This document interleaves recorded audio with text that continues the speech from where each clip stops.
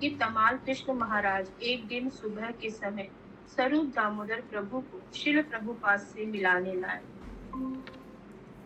और उन्होंने बम्बई के वैज्ञानिक समाज में अनेक प्रचार की सफलता की प्रशंसा की।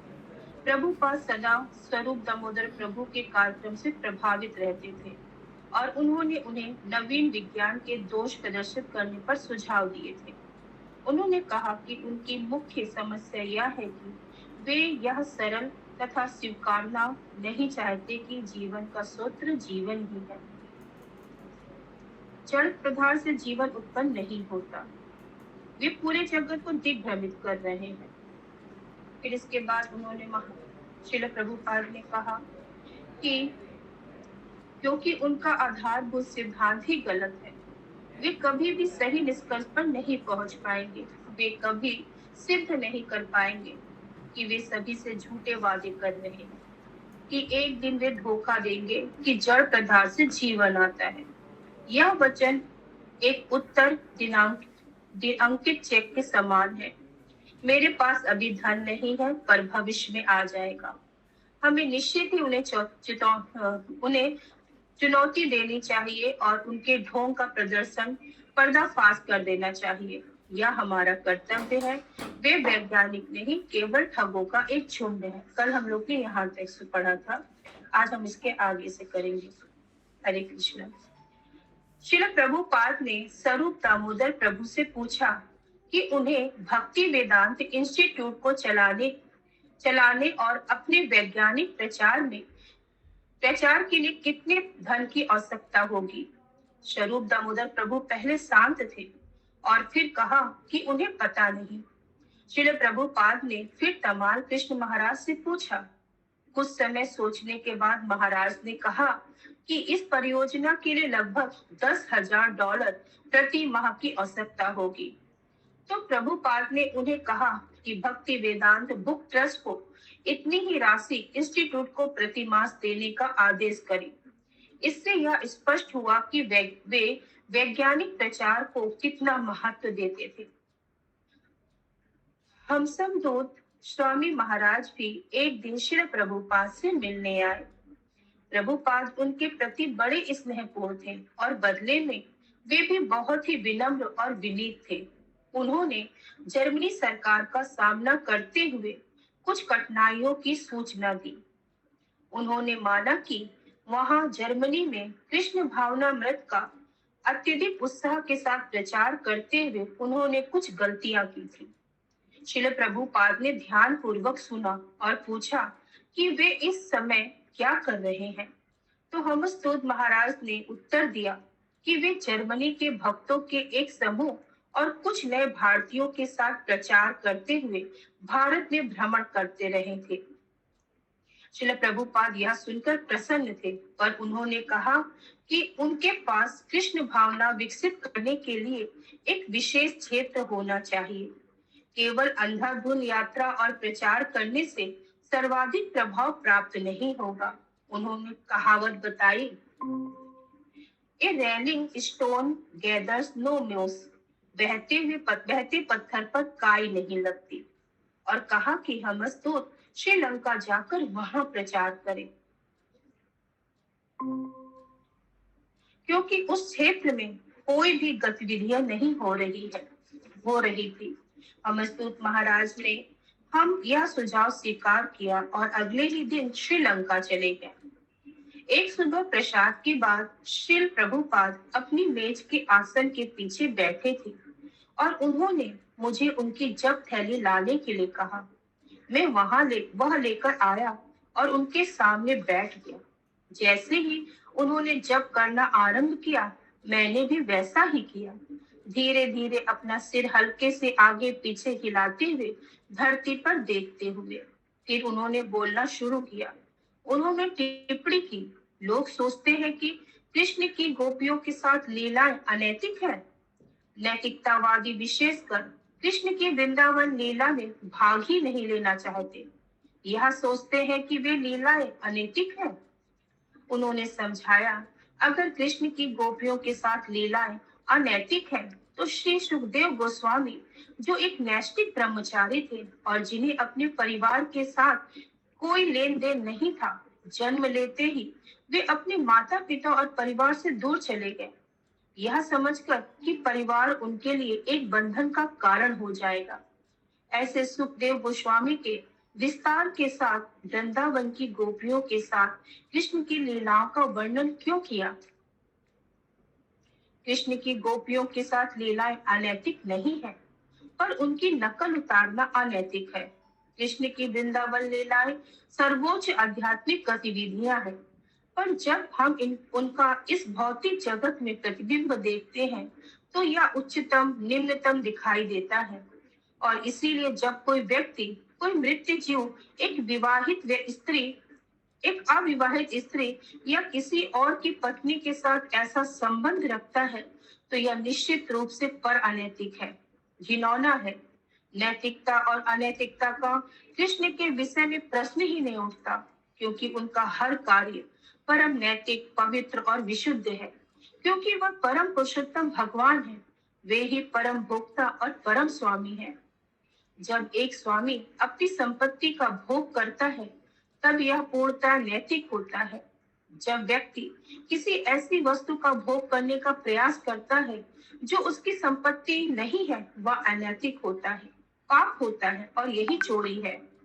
अन्य किसी की संपत्ति का भोग करना अनैतिक है, पर जब कोई अपनी ही संपत्ति का भोग करता है, तो वह अनैतिकता का प्रश्न ही नहीं उठता, क्योंकि कृष्ण परम स्वामी है, वे ही परम भोक्ता है और अन्य हर कोई उनके भोग की वस्तु है। अब यह कृष्ण के ऊपर है कि कैसे और कब वे आनंद लेना पसंद करते हैं। आध्यात्मिक जगत में कोई काम वासना नहीं है। आध्यात्मिक जगत में प्रवेश करने के लिए ही व्यक्ति को काम वासना से मुक्त होना चाहिए। जब तक व्यक्ति काम वासना से मुक्त नहीं होता, वह आध्यात्मिक जगत में प्रवेश नहीं कर सकता। निर्विशेषवादी ब्रह्म ज्ञानियों को भी ब्रह्म ज्योति में प्रवेश करने के लिए काम वासना से मुक्त होना चाहिए। तो आध्यात्मिक जगत के परम क्षेत्र में प्रवेश करने के विषय में कहा भी क्या जा सकता है। काम वासना इस भौतिक जगत का एक घिनौना कार्य है। आध्यात्मिक जगत में काम वासना के लिए कोई स्थान नहीं है। कृष्ण की गोपियों के साथ लीलाओं में काम वासना का लेश मात्र भी नहीं है। वे पूर्णतः शुद्ध है। काम वासना का अस्तित्व दो भौतिक देहों के बीच में होता है, पर आध्यात्मिक जगत में जीवों के पास भौतिक देह होती ही नहीं है। उनके क्रियाकलाप आध्यात्मिक है। भक्त और भगवान के बीच पारस्परिक आध्यात्मिक क्रिया का एक विशुद्ध आध्यात्मिक अस्तित्व होता है। इसीलिए हमें यही समझना चाहिए। और कृष्ण और गोपियों के बीच की परस्पर क्रिया इतनी शुद्ध है कि अगर कोई व्यक्ति इन्हें उचित स्रोत से सुनता है, तो वह भी काम वासना से मुक्त हो जाता है। वास्तव में काम वासना से मुक्त होने का यह सबसे अद्भुत और प्रभावशाली साधन है। जैसे श्रील प्रभुपाद ने कृष्ण के गोपियों के साथ संबंधों की शुद्धता के विषय में समझाया, मैं समझ गया कि एक शुद्ध कृष्ण भक्त से इन वस्तुओं का श्रवण करना कितना महत्वपूर्ण था। अन्यथा कोई इन रहस्यों को समझ ही नहीं पाता। समझने का तो प्रश्न ही क्या है। एक बार फिर से मैं अपने सौभाग्य से विस्मित हो उठा। एक सुबह जब श्रील प्रभुपाद अनुवाद कर रहे थे, तब तमाल कृष्ण महाराज और अन्य कई अग्रणी भक्त उनके कमरे में दंभक्ति मुस्कान के साथ गए और घोषणा की, श्रील प्रभुपाद, जहाँ पर परम दिव्य आत्मा श्री कृष्ण जैसे आप जैसे शुद्ध भक्त हो, वहाँ विजय निश्चित ही है। उन्होंने 28 मार्च 1976 के टाइम्स ऑफ इंडिया समाचार पत्र को उन्हें दिखाया। इस्कॉन न्यूयॉर्क का ब्रेन वॉशिंग मुकदमा जीता गया था। प्रथम पृष्ठ के लेख ने जीत की घोषणा की थी और इसका प्रभाव मुकदमे से कहीं आगे तक गया। न्यूयॉर्क के उच्च न्यायालय ने हरे कृष्ण आंदोलन को एक प्रामाणिक धर्म के रूप में स्वीकार किया था। उनकी वाणी भावुकता से भर गई थी। श्रील प्रभुपाद ने महाराज को लेख पढ़ने के लिए कहा, जिसका शीर्षक था हरे कृष्ण आंदोलन एक प्रामाणिक धर्म है। महाराज ने उच्च स्वर में पढ़ना आरंभ किया। हरे कृष्ण आंदोलन को कल न्यूयॉर्क उच्च न्यायालय के द्वारा एक प्रमाणित धर्म कहा गया है, जिसके साथ ही आंदोलन के अधिकारियों के विरुद्ध लगे आरोपों, गैर कानूनी कैद और बलपूर्वक अपहरण करने का प्रयास के मामलों को भी रद्द कर दिया। आरोप एक क्रोधित परिजन द्वारा लगाए गए थे कि उनके पुत्र और एक और शिष्य को आंदोलन के गैर कानूनी रूप में रखा जा रहा है और यह कि उनकी ब्रेन वॉशिंग की गई थी।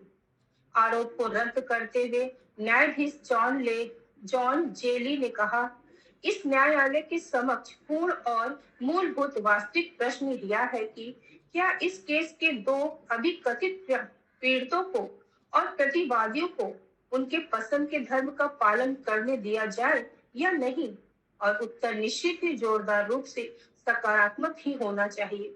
उन्होंने आगे कहा, हरे कृष्ण आंदोलन एक प्रामाणिक धर्म है जिसकी जड़ें भारत में कई हजार सालों पहले से है। यह मेरिल क्रोशेवस और एडवर्ड शॉपिरो को उनके सिद्धांतों का पालन करने के लिए योग्य बनाता है और ऐसा करने के उसके अनिवार्य अधिकार का उल्लंघन नहीं किया गया। राष्ट्र और चर्च धार्मिक संस्थान के बीच दूरी बनाए रखी जानी चाहिए। हमें एक व्यक्ति नहीं, राष्ट्र के कानून में रहना चाहिए। महान न्यायपीठ द्वारा चित्रण और अभ्यारोपण प्रतिवादी के अभियोग संविधान अधिकारों का एक सीधा और प्रबल उल्लंघन था। न्यायाधीश ने कहा कि न्यायालय को यह ज्ञात हुआ, जनता अपना मुकदमा भ्रमात्मक गौण आधार पर रखती है, जिससे वे एक मिथ्या निष्कर्ष पर पहुंच सकते हैं।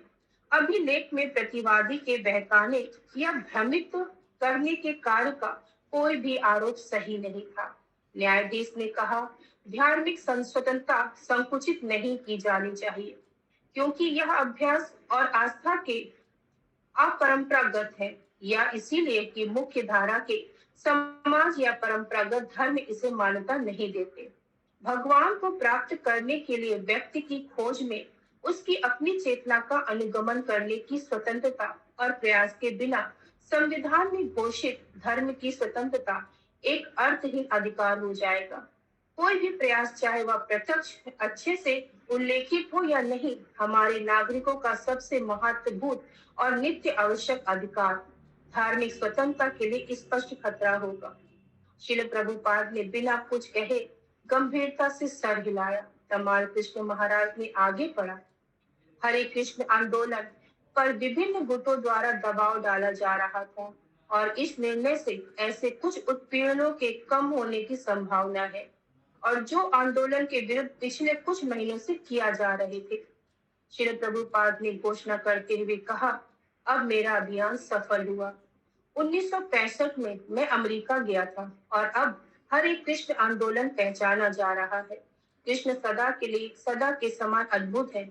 वे सबसे अद्भुत व्यक्ति हैं और वे कोई भी अद्भुत कार्य कर सकते हैं। हरे कृष्ण सेट अध्याय हो गया 7। ऋषिकेश 5 मई से 15 मई 1977, 5 मई से 15 मई 1977। ऋषिकेश अमेरिका से आया विजय समाचार हर्षित करने वाला था, पर श्रील प्रभुपाद को अभी भी अपने स्वास्थ्य समस्याएं थी। उनके दो बड़े भारतीय समर्थक, मद्रास के भूतपूर्व राज्यपाल श्रीमान नारायण और उनकी बहन के पति रामकृष्ण बजाज, जो बजाज उद्योग के प्रमुख थे, उनसे मिलने आए और उन्हें सुझाया कि प्रभुपाद ऋषिकेश जाएं, जो लंबे समय से अपने आध्यात्मिक रूप से शुभ और स्वास्थ्यप्रद वातावरण के लिए जाना जाता था। श्रील प्रभुपाद कभी वहां नहीं गए थे और चलने के लिए तुरंत ही तैयार हो गए और एक सुबह सैकड़ों कीर्तन करते हुए भक्तों से घिरे हुए हम हिमालयों की तलहटी से निकल पड़े। मंदिर के भक्तों ने कीर्तन के साथ श्रील प्रभुपाद को विदा किया। तमाल कृष्ण महाराज, उपेंद्र प्रभु और मैं श्रील प्रभुपाद के साथ दिल्ली के लिए छोटी हवाई यात्रा की। रात भर वहां मंदिर में रुके और कार की सवारी कर उत्तर दिशा में हरिद्वार को गए। हमारे अमेरिकी गुरु भाई दामोदर पंडित प्रभु गाड़ी चला रहे थे। प्रद्युमन प्रभु, जो प्रभुपाद के संस्कृत के सचिव थे, अलग से 3 पेटी पुस्तकों के साथ आ रहे थे। गौरीदास पंडित प्रभु तमाल कृष्ण महाराज की सेवा करने वाले थे और यदुवर प्रभु श्री प्रभुपाद के ऊपर एक वितरित चित्र का निर्माण करने वाले के लिए आ रहे थे। प्रमाण प्रमाण स्वामी महाराज और विरह प्रकाश स्वामी महाराज त्रिविक्रम स्वामी महाराज के साथ व्यवस्था करने के लिए पहले ही चले गए थे। श्रीमान नारायण और रामकृष्ण बजाज ने गंगा दर्शन नामक एक सुंदर 2 मंजिला इमारत में रहने की व्यवस्था की थी, जिसमें एक बड़ी बालकनी थी, जिसके एक ओर से गंगा के दर्शन होते थे और दूसरी ओर रंग बिरंगे और महकते गुलाब और चमेली के बाग थे।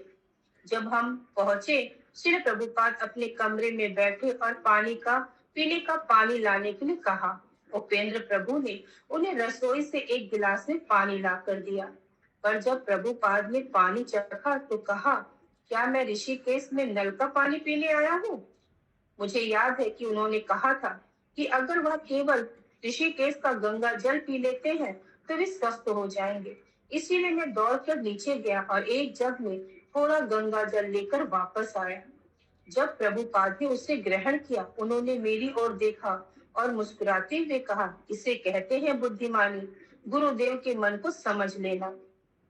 ना चाहते हुए भी मैं यह सोच रहा था कि जर्मनी से भारत लौटने पर, जब मैं पिछली बार ऋषिकेश की यात्रा पर आया था, तब से मेरा जीवन कितना बदल गया। मैं दिग्भ्रमित था और बिना किसी स्पष्ट दिशा के यहाँ वहां भटक रहा था।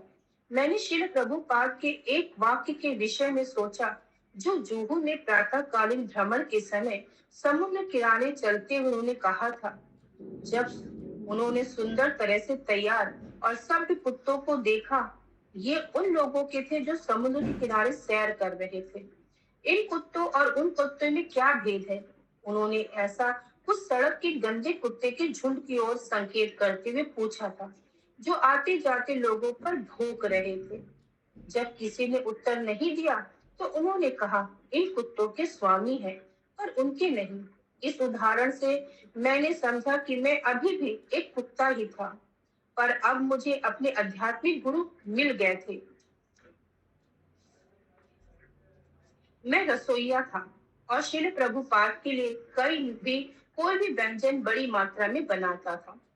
मैं अपनी सेवा में आनंद लेता और अन्य भक्तों से प्राप्त प्रशंसा मुझे प्रोत्साहित करती। नाश्ते में सामान्यतः तला बैगन और बहुत सारी सब्जियों के साथ पकाई गई खिचड़ी बना करती। कई बार जब उनकी भूख अच्छी रहती तो प्रभुपाद मुझे पूरी सब्जी बनाने के लिए कहते। भक्तों को यही सबसे अच्छा लगता, पर श्री प्रभुपाद इसकी बार बार मांग नहीं करते थे। एक दिन श्री प्रभुपाद ने मुझे उपमा बनाने के लिए कहा। मुझे यह बनाने नहीं आता था, लेकिन मैं गया और बिना कुछ कहे इसे तैयार कर दिया। जब मैंने उसे परोसा तो प्रभुपाद ने एक चम्मच चखकर कहा, यह उपमा नहीं है, यह नमकीन हलवा है।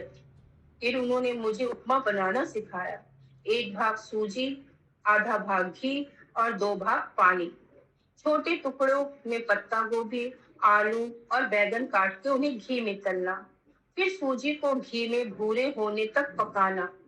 1 चम्मच उड़द की दाल को तलकर सूजी में डालना, पानी उबालना और उसमें थोड़ी सी हींग, नमक, नींबू का रस मिलाकर उसे सूजी पर डालना।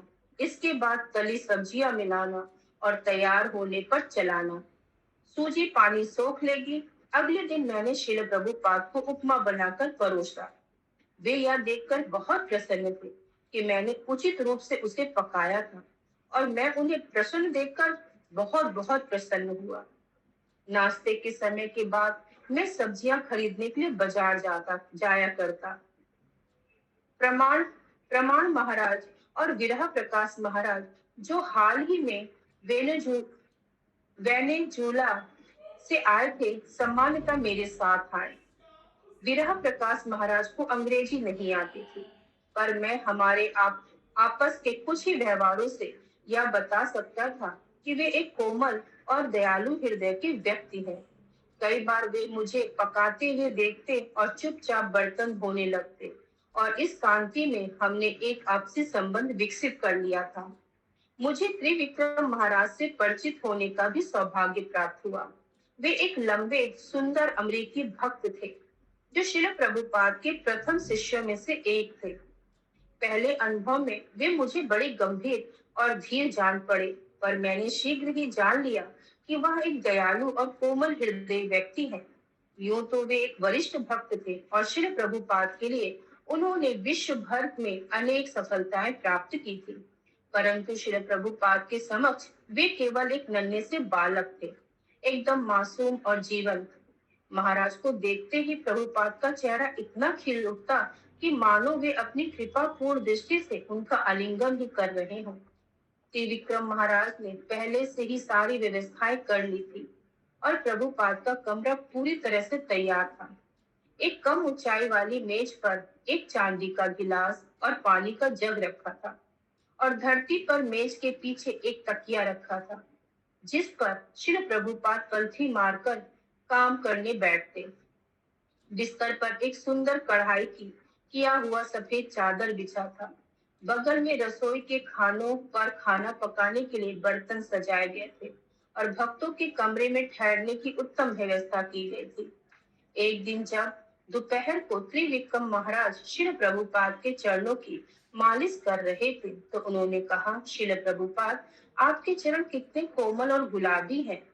प्रभुपाद ने कहा, तुम्हारा रंग गुलाबी रंग तुम्हारे हाथों से मिलता है। दोनों मुस्कुराए और साथ में मैं भी।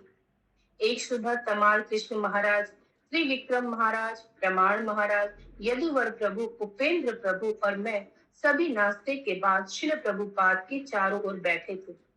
सामान्यतः मुझे ऐसे दर्शन में भाग लेने के अवसर प्राप्त नहीं होते थे। मैं रसोई, खरीदारी या अनुवाद करता होता, पर उस दिन मैंने यह अवसर न खोने का निर्णय किया। श्रील प्रभुपाद समझ रहे थे कि किस प्रकार आध्यात्मिक जीवन में विकास करने के लिए एक व्यक्ति को संभोग जीवन से परहेज करना अनिवार्य है। उन्होंने कहा, पति पत्नी के बीच संभोग की आज्ञा भी केवल प्रजनन के लिए है। इसके आगे भी उन्हें गर्भ काल में और बच्चे के जन्म के 6 महीनों के बाद तक संभोग से बचना चाहिए। इस प्रकार एक युगल को केवल 16 महीनों में एक बार ही संभोग क्रिया में भाग लेना चाहिए। श्रील प्रभुपाद ने हमें स्मरण कराया कि संभोग क्रिया से संबंधित अनेक शास्त्रीय प्रतिबंध हैं, और गर्भधान केवल कोई आकस्मिक घटना नहीं थी। उन्होंने कहा, नहीं करो, इसका अर्थ उन्हें नियंत्रण करना, पाबंदियों का अर्थ रोकना, अन्यथा पाबंदियां होती ही क्यों। भगवत प्रसाद लेने पर कोई पाबंदी नहीं है। हरि नाम का जप कीर्तन करने में कोई पाबंदी नहीं। विग्रह अर्चन में कोई पाबंदी नहीं, पर मांसाहार, नशा और संभोग में पाबंदियां हैं, क्योंकि उद्देश्य इन्हें रोकना है। लोग अभी वशीभूत होकर संलग्न हो रहे हैं, पर अंततः आपको इन्हें रोकना ही होगा। श्रील प्रभुपाद ने कहा कि गृहस्थ जीवन केवल एक पुरुष के द्वारा पत्नी और बच्चों की देखभाल करना ही नहीं है। कुत्ते और बिल्लियां ऐसा करते हैं, पक्षी भी ऐसा करते हैं, वे भी अपने बच्चों की देखभाल करते हैं। उन्होंने कहा, उनके भी बच्चे होते हैं, पर क्या वे गृहस्थ हैं? माता पिता का वास्तविक दायित्व है पिता न सयात जननी न सा यस्त। भागवत, श्रीमद् भागवतम 5.5:18। यदि पिता और माता अपनी संतानों को जन्म मृत्यु के चक्कर से मुक्ति नहीं दिला सकते, तो वे वास्तविकता माता पिता नहीं है। माता पिता का उत्तरदायित्व उनके बच्चों का संसार की कष्टपूर्ण स्थिति से उद्धार करना है, तभी वे गृहस्थ कहलाने योग्य हैं। भगवान रामचंद्र एक गृहस्थ थे, अर्जुन एक गृहस्थ थे, प्रहलाद महाराज एक गृहस्थ थे, जनक महाराज एक गृहस्थ थे।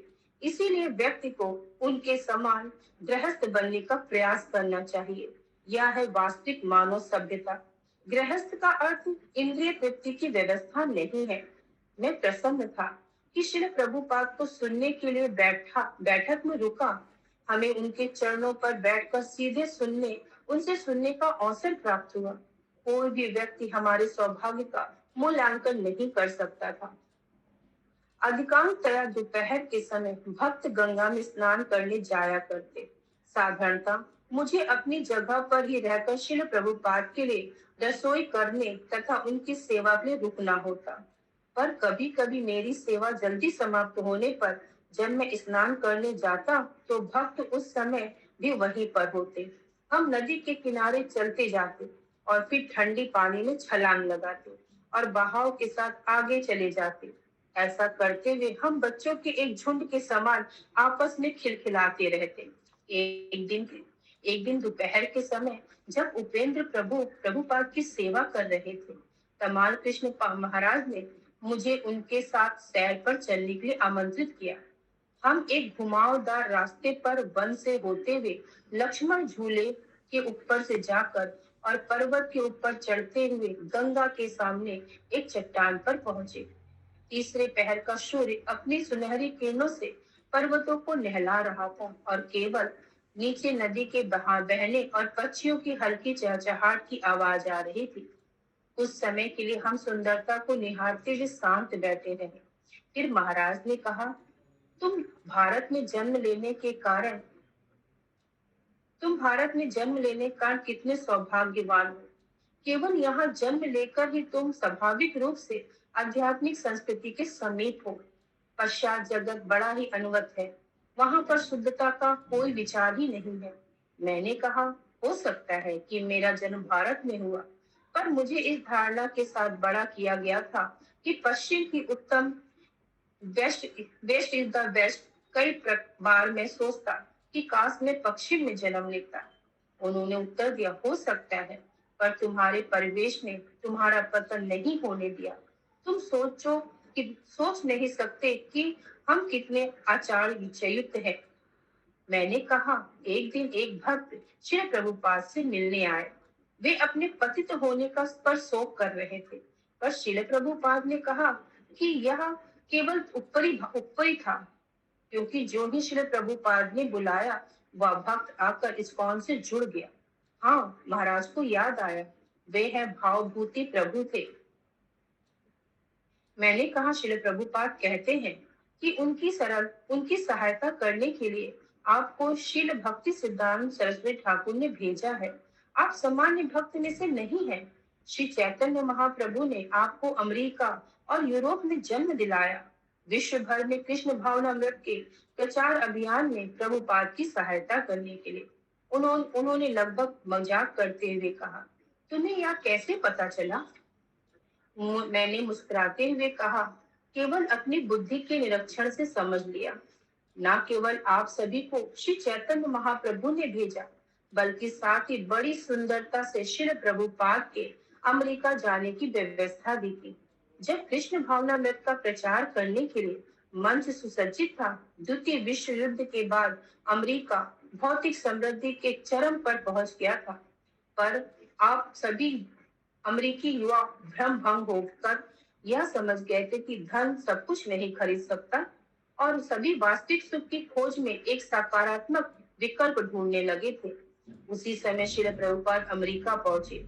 उसके बाद जो हुआ उसे भावी पीढ़ी परम पुरुषोत्तम भगवान की भविष्यवाणी को पूरा करने के लिए उनकी ही दिव्य व्यवस्था के रूप में देखी। महाराज ने तीक्ष्ण दृष्टि से मेरी सीधी आंखों में देखा। उन्होंने एक भी शब्द नहीं कहा। मैं थोड़ा शर्मिंदा और सहज अनुभव करने लगा और समझाना आरंभ किया। वास्तव में यह मेरी अपनी कल्पना नहीं है। कई भक्त, उन्होंने मुझे रोका, क्षमा प्रार्थना करने की कोई आवश्यकता नहीं है। तुमने जो कहा वह सही है और अर्थपूर्ण दोनों ही है। हरे कृष्णा। सभी को दंडवत प्रणाम।